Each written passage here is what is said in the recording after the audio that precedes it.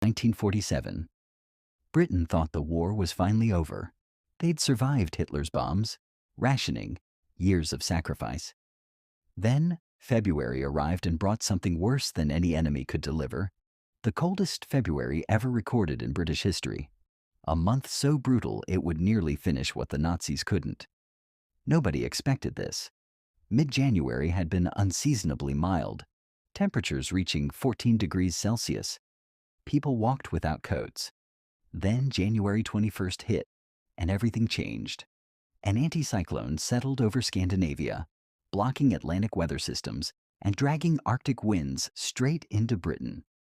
What came next wasn't just cold. It was catastrophic. Snow began falling on January 23rd across southern England. Not gentle flakes. Heavy, relentless snow that buried London and kept falling. Roads vanished. Railways froze solid. Villages cut off completely. The armed forces deployed helicopters to drop supplies to people trapped in their homes. But this was just the beginning. February arrived and refused mercy. On 26 out of 28 days that month, snow lay on the ground everywhere south of a line from the Wash to the River Dee. Mean maximum temperatures dropped to 0.5 degrees Celsius, almost 7 degrees below average. Mean minimums hit minus 2.7 degrees, over 4 degrees below normal. Britain was locked in a freeze that wouldn't break. At Kew Observatory, temperatures didn't rise above 4.4 degrees on any day that month. 22 days out of 28 had no sunshine at all. The same at Nottingham and Edgbaston. Most of the Midlands and southern England saw sunshine totals at just 40% of average. Gray skies hung over Britain like a funeral shroud. When those skies did clear at night, temperatures plunged even further. Woburn in Bedfordshire recorded minus 21 degrees Celsius early on February 25th, the coldest reading in over 50 years. Without the cloud cover, the month would have been even colder. People shivered in homes that offered no protection from cold, that penetrated walls like they weren't even there. But February 1947 wasn't just Britain's coldest February. It combined with January and March to create the snowiest winter since 1814. For 55 consecutive days, snow fell somewhere in Britain every single day. Roads stayed buried.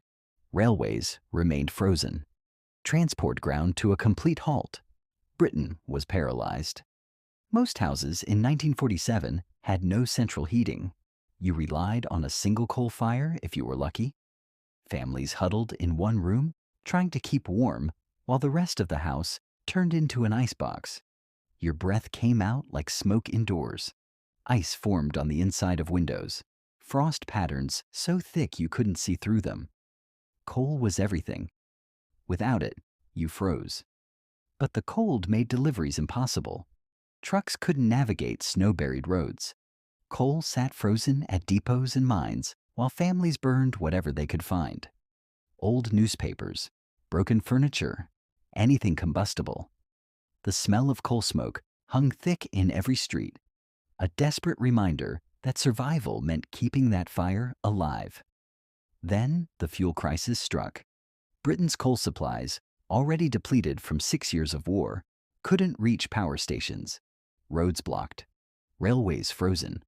Coal trucks abandoned on impassable motorways. Power stations began shutting down one by one. The lights were going out across Britain.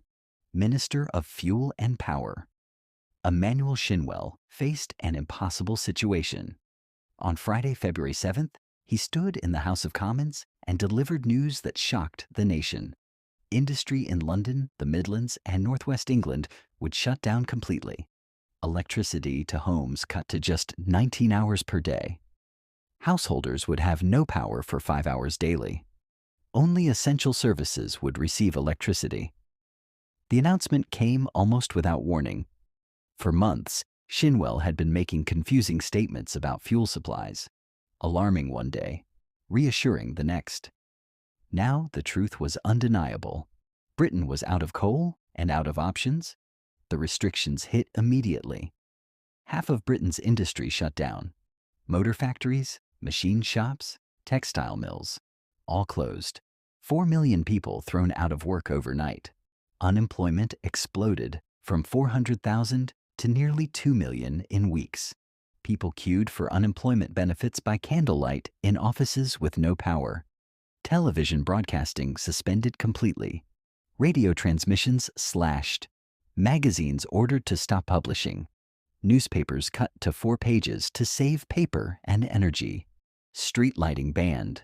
The government even forbade greyhound racing to save electricity. Britain went dark while temperatures stayed below freezing. In Birmingham, 250,000 workers put out of work at 9 a.m. on February 10th. In Sheffield, the electricity supply cut off and practically the whole city's industry brought to a standstill. Prime Minister Clement Attlee admitted in Parliament this was the most serious crisis they'd faced in peacetime. Public morale collapsed. People already enduring wartime rationing now faced restrictions worse than during the actual war. Food rations cut to levels below what they'd survived on during German bombing campaigns. Vegetables frozen into the ground, impossible to harvest. Root crops locked in earth solid as stone. Some places used heavy machinery just to dig up potatoes. The elderly and vulnerable suffered most. Hypothermia became a genuine threat. People died quietly in freezing homes. Doctors made house calls through waist-deep snow. Medical bags half frozen, trying to reach patients who couldn't reach them. Hospitals overflowed with pneumonia cases, spreading through communities already weakened by years of hardship. Shinwell became the most hated man in Britain. Death threats arrived daily. 4 police officers stationed at his house for protection. Angry crowds blamed him for the crisis. His earlier statement haunted him. There will be no fuel crisis. I am Minister of Fuel and Power, and I ought to know. Conservative Party members quoted it in speeches and leaflets, mocking his failure. The crisis exposed deeper problems. Shinwell had been warned in October about potential coal shortages, but gambled on a mild winter. Post-war absentee rates among miners ran 2.5 times higher than pre-war levels, but the government feared confronting the National Union of Mine Workers. Optimistic productivity reports didn't translate into actual coal production. Making things worse, the public had rushed to buy electric fires to ensure heat for their homes. This put massive strain on electricity supplies. The monthly demand increase from electric fires in 1946 roughly equaled the annual increase in generating capacity. When coal couldn't reach power stations, and those stations shut down, Britain's entire electrical grid collapsed. The Thames froze completely for the first time since 1814. People walked and skated across London's famous river. What looked magical, was actually terrifying. The city's main waterway had stopped flowing. Shipping halted. Supplies couldn't arrive. The frozen river became a symbol of Britain's paralysis. Wildlife couldn't escape. Thousands of birds dropped from the sky, frozen mid-flight. Livestock died standing in fields, too cold to even collapse. Britain lost 1/4 of its entire sheep population. 4 million sheep dead. It would take 6 years for numbers to recover.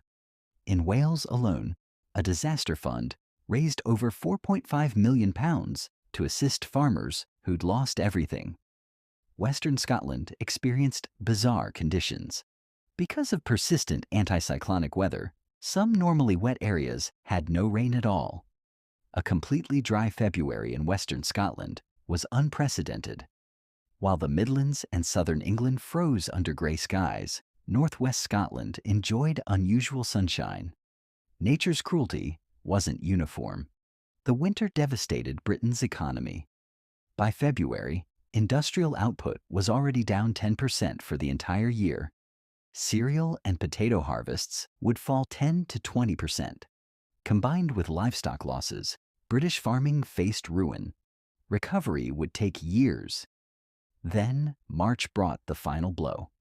Early March saw strong gales and heavy snowstorms creating blizzard conditions.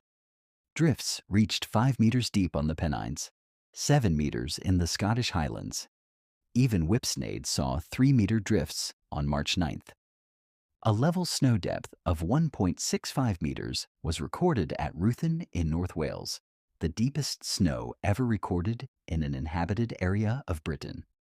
On March 4th, temperatures hit minus 21.1 degrees at multiple locations: Hawhall in Durham, Peebles, Braemar. Britain was still trapped. Then, mid-March finally brought warmer air. The thaw began. Snow started melting.